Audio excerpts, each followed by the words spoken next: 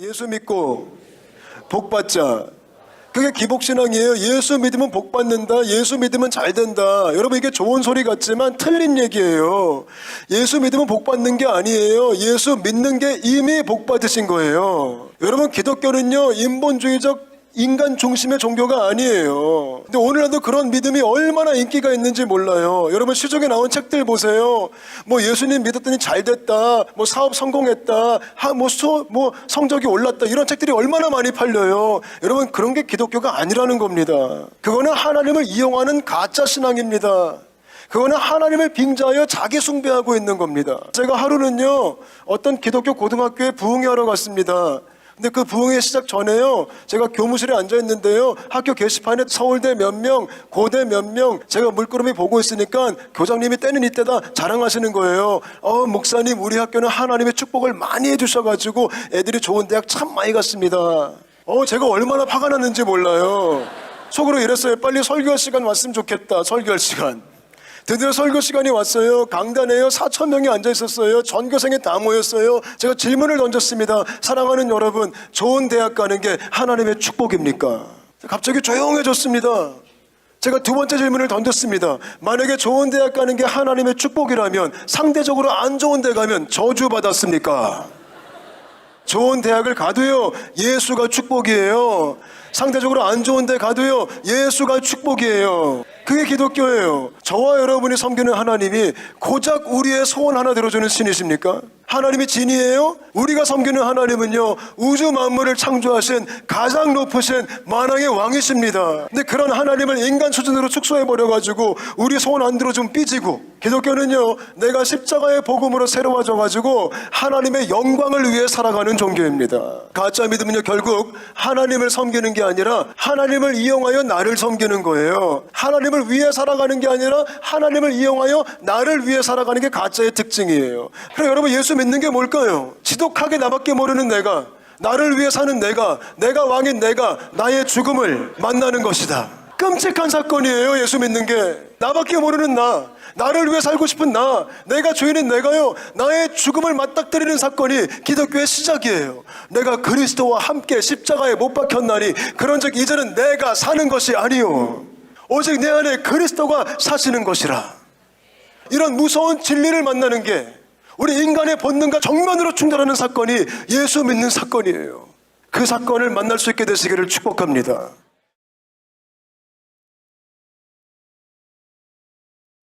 그러므로 이제 그리스도 예수 안에 있는 사람은 정죄를 받지 않습니다.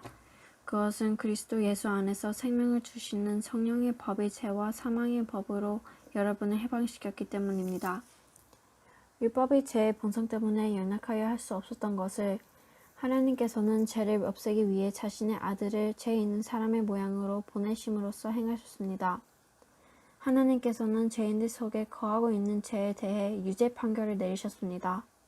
이렇게 하여 죄의 본성에 따라 살지 아니하고 성령에 따라 살고 있는 우리에게 율법의 이런 요구들이 완벽히 이루어졌습니다.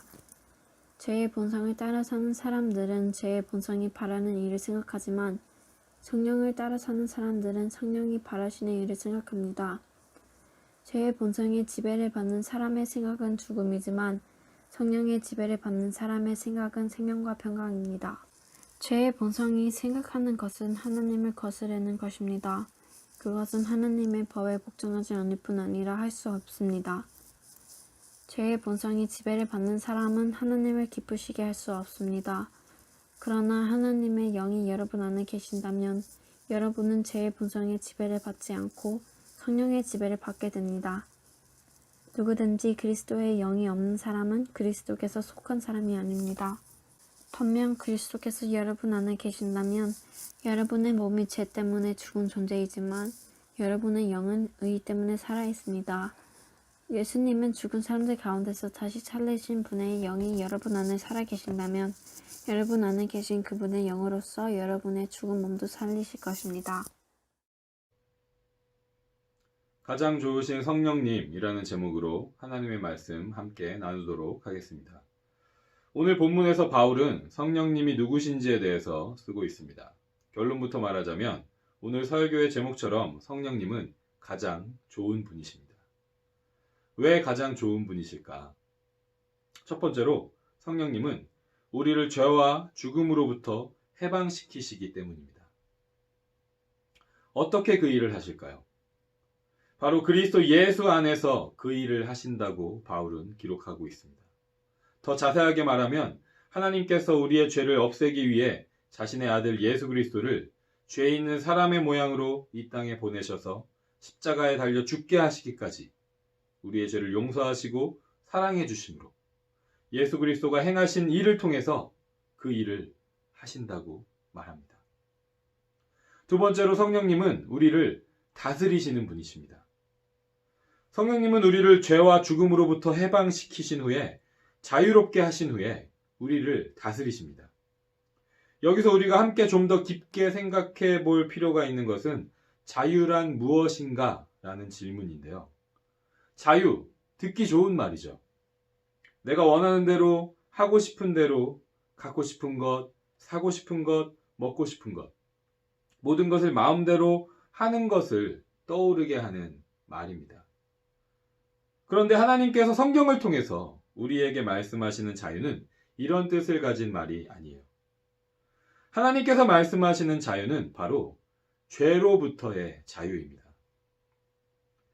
하나님께서 사람을 처음 만드셨을 때 사람은 하나님을 창조자로 주인으로 여기고 하나님의 말씀에 순종하는 존재였습니다. 그런데 하나님께서 절대 먹지 말라고 명령하신 선과 악을 알게 하는 나무의 열매를 먹으면 하나님처럼 될 거야 라고 속인 뱀의 유혹에 넘어가서 그 열매를 먹고 맙니다. 하나님을 주인으로 섬기는 존재에서 벗어나 스스로가 하나님이 되고 싶은 마음, 바로 죄가 사람을 지배하고 다스리게 된 것입니다. 이 본질적인 죄를 시작으로 해서 사람은 교만함과 악함, 미움과 욕심이 가득한 존재가 되었습니다.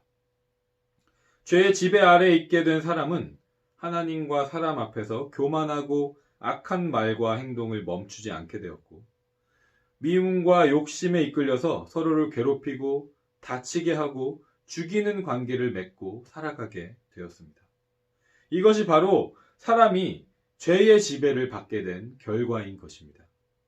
그렇기 때문에 예수님께서 십자가에서 죽으심으로 우리의 죄를 용서하시고 다시 살아나심으로 죄와 죽음의 권세, 그 파워를 이기신 사건은 우리가 더 이상 죄의 지배를 받지 않고 죄로부터 자유로운 존재가 되게 하신 사건인 것입니다. 그렇기 때문에 자유를 내가 원하는 대로 내 마음대로 하고 싶은 것을 다 할 수 있는 것으로 생각하는 것은 성경적인 이해가 아닌 것입니다. 만약에 자유를 이렇게 이해한다면 여전히 하나님이 아니라 내가 주인이 되겠다고, 내가 하나님이 되겠다고 하는 죄와 같은 말이 돼버릴 것입니다. 그렇기 때문에 죄로부터 해방되고 자유하게 된 후에 우리는 성령님의 다스리심, 성령님의 지배를 받게 되는 것입니다. 어떤 사람은 이렇게 얘기할지 모르겠어요. 그러면 여전히 자유롭지 않은 거 아닌가? 라고 질문할 수 있을 것입니다. 그런데 성경 말씀을 잘 읽고 다시 생각해 보면 이 질문이 틀렸다는 것을 우리는 알 수가 있습니다. 사람은 처음부터 자신이 하나님인 것처럼 마음대로 할 수 있는 자유를 가진 존재가 아니었어요. 그렇기 때문에 죄로부터 자유롭게 된 다음에 성령님의 다스리심을 받게 된다는 것은 사람이 처음 창조되었을 때로 돌아갔다라는 말이 됩니다. 하나님이 다시 나의 창조자로, 주인으로, 왕으로 나를 다스리시고 나는 다시 그의 피조물로, 백성으로, 자녀로 하나님과 함께하는 존재가 되었다는 말인 것이죠. 만약에 이러한 하나님과의 관계로 다시 돌아가지 않고 회복하지 않으면 사람은 다시 죄의 지배를 받는 존재가 된다고 예수님은 말씀하십니다. 마태복음 12장 43절부터 45절 말씀을 보면 더러운 영이 어떤 사람에게서 나와 쉴 곳을 찾아 물이 없는 곳에서 헤맸으나 찾지 못하고 이렇게 말했다. 내가 나왔던 집으로 다시 돌아가야겠다. 돌아와 보니 그 집이 여전히 비어있을 뿐만 아니라 깨끗이 청소되고 정리되어 있는 것을 알았다. 그때 그 더러운 영이 나가서 자기보다 훨씬 더 악한 7 영을 데리고 왔다. 그 영들 모두 그 사람에게 들어가 살게 되어 그 사람의 나중 상태가 처음보다 훨씬 더 나쁘게 되었다. 이 악한 세대도 이렇게 될 것이다. 죄로부터 해방된 후에 성령님의 다스림이 없으면 죄로부터 해방되기 전보다 더 나쁜 상태가 된다고 예수님은 말씀하십니다. 그리스도의 십자가 피 흘리심으로 죄 용서를 받고 죄의 지배로부터 자유로운 몸이 되었다고 고백한 후에 예수 그리스도를 주인으로 왕으로 모시지 않고 그 자리를 비워둔다면 다시 죄가 더 강한 힘으로 그 자리를 차지하게 된다는 것입니다. 따라서 죄로부터 자유롭게 된 후 성령님의 다스리심을 받는 것은 축복인 것입니다. 왜냐하면 하나님께서 이 세상의 모든 만물과 사람을 만드신 후에 매우 보기 좋았다고 말씀하신 그때의 모습으로 돌아가는 것이기 때문입니다. 우리가 하나님과의 관계를 다시 회복하는 것이기 때문입니다. 바울은 또한 성령님의 다스리심은 죄의 지배 아래에 있는 것과는 완전히 다른 것이라고 말합니다. 죄는 우리를 지배할 때 우리를 두려움 가운데로 이끌어서 죄의 노예가 되게 했지만 성령님은 우리를 그렇게 다스리시지 않는다는 거예요. 로마서 8장 14절부터 16절 말씀을 보니까 하나님의 영으로 인도받는 사람들은 누구나 하나님의 자녀이기 때문입니다. 여러분이 받은 성령은 여러분을 다시 두려움에 이르게 하는 노예로 만드는 영이 아니라 여러분을 하나님의 자녀가 되게 하는 영이십니다. 그래서 우리는 그 성령을 의지하여 아바 아버지라고 부를 수 있는 것입니다. 성령께서는 친히 우리의 영과 함께 우리가 하나님의 자녀라는 것을 증언합니다. 라고 바울이 기록합니다. 성령님의 다스리심, 성령님의 인도하심을 받는다는 것은 노예가 되는 것이 아니라 하나님의 자녀가 된다는 거예요. 다시 말해서 성령님은 우리를 하나님의 자녀가 되게 하십니다. 우리가 하나님의 자녀가 된다는 말은 다른 말로 하면 우리가 하나님의 아들 예수 그리스도와 같은 특권을 갖게 된다는 말입니다. 우리가 하나님의 자녀로서 예수 그리스도와 함께 누리는 가장 큰 특권이 무엇일까요?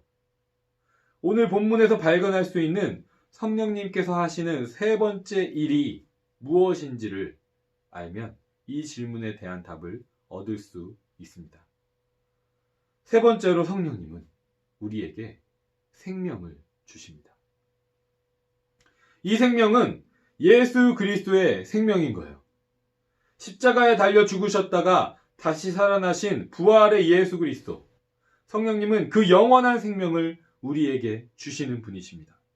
성령님이 우리를 다스리셔서 예수 그리스도처럼 하나님의 말씀에 순종하는 하나님의 자녀가 되게 하시는 것은 우리도 예수 그리스도처럼 십자가에 달려 죽으셨다가 3일 만에 다시 사는 존재가 되게 하시기 위해서인 것입니다. 여러분, 이 세상 모든 사람은 죽습니다.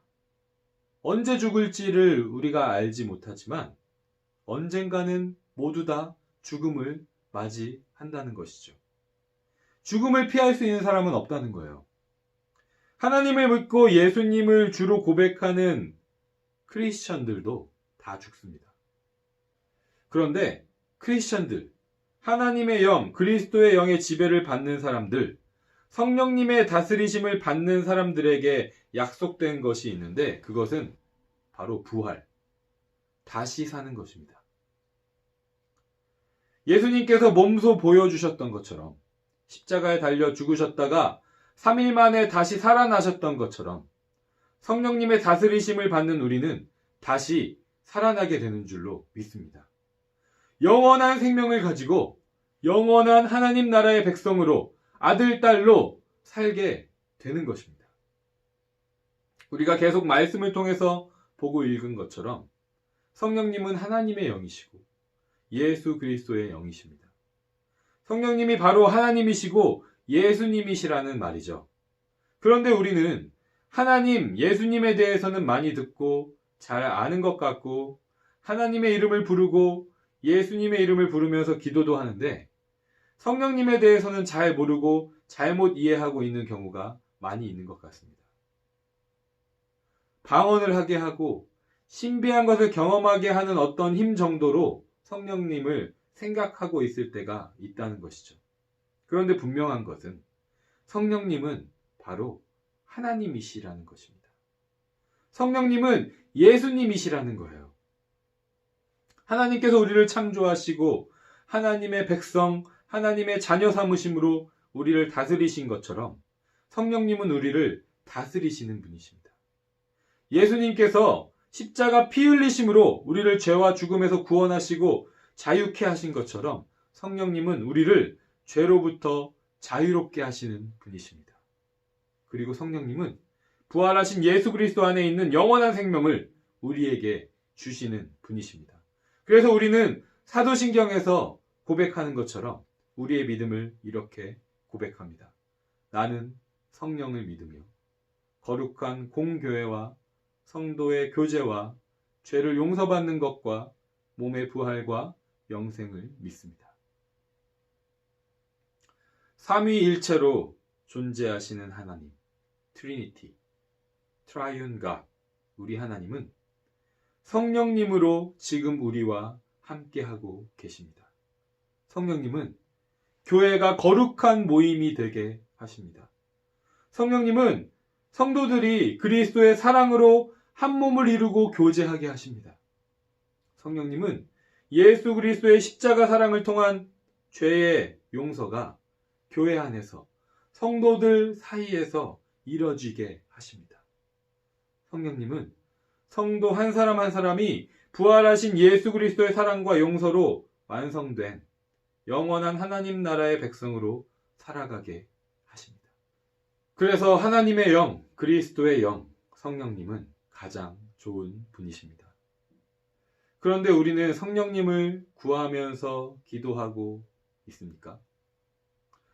어떤 분들은 단 한 번도 성령님을 구하거나 성령으로 충만하게 해달라는 기도를 해본 적이 없다라는 말씀을 하시기도 합니다. 여러분은 어떤가요? 기도할 때 성령님을 구하고 성령으로 충만하기를 위해서 기도해 본 적이 있나요? 예수님께서는 우리가 기도하면 하나님께서 좋은 것을 주신다고 말씀하십니다. 마태복음 7장 11절 말씀을 보니까 예수님께서 말씀하시기를 비록 너희가 나쁜 사람이라 할지라도 자녀에게 좋은 것을 주려고 하는데 하물며 하늘에 계신 너희 아버지께서 구하는 사람에게 좋은 것을 주시지 않겠느냐. 누가복음에서는 같은 구절을 이렇게 쓰고 있습니다. 누가복음 11장 13절 말씀을 보면 너희가 악하더라도 좋은 것을 자녀에게 주려고 한다. 하물며 하늘에 계신 아버지께서 간구하는 자에게 성령을 주시지 않겠느냐. 하나님은 우리가 구하면 반드시 주시는 분이신 줄 믿습니다. 문제는 우리가 구하지 않을 때가 너무 많다는 거예요. 저는 기도할 때 제 안에 사랑이 없다고 느껴질 때, 죄의 모습, 내 마음대로 말하고 행동하고 싶은 마음이 들 때 그 순간에 꼭 이렇게 기도하려고 노력합니다. 성령님, 저를 다스려 주세요. 성령님, 저의 주인이 되어 주세요. 성령님, 제 안에 살아서 역사해 주세요. 그 기도할 순간을 놓쳐서 마음대로 행동한 후에라도 다시 그것을 기억하고 기도합니다.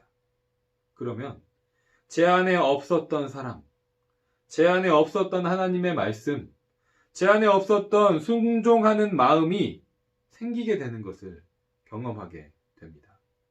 하나님께서 정말 살아계셔서 나를 다스리시고 나와 함께하고 계시다는 것을 느끼게 되는 거예요.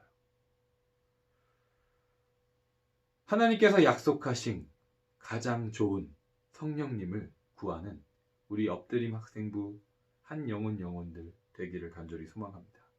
하나님의 영, 그리스도의 영, 성령님이 우리 안에 계시기 원한다고 기도하는 우리들이 되기를 소망합니다. 성령님이 우리 안에 살아계시기를 원한다고 기도하기를 소망합니다. 그래서 지금 이 시간 바로 여기에서부터 영원한 생명, 하나님의 나라를 살아가는 우리가 되기를 간절히 소망해요. 우리를 죄로부터 자유롭게 하시는, 우리를 다스리셔서 하나님의 자녀가 되게 하시는, 우리에게 예수 그리스도의 부활과 영원한 생명을 주시는 성령님. 성령님이 우리와 함께 하시는 것보다 좋은 것, 축복된 것은 없는 줄 믿습니다. 이 말씀을 믿고 날마다 순간순간마다 성령님의 충만함을 구하는 우리들이 되기를, 우리 엎드림 학생부 한 영혼 지체들이 되기를 간절히 소망합니다.